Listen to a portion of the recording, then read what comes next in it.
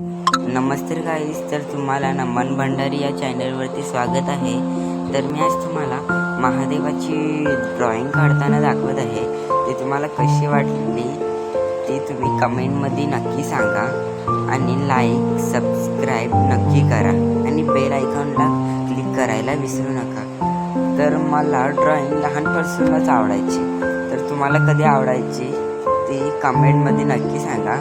आणि कोणाकोणाला ड्रॉइंग आवडते त्यांनी रेड हार्ट करा, कोणाला नाही आवडत त्यांनी ब्लॅक हार्ट करा।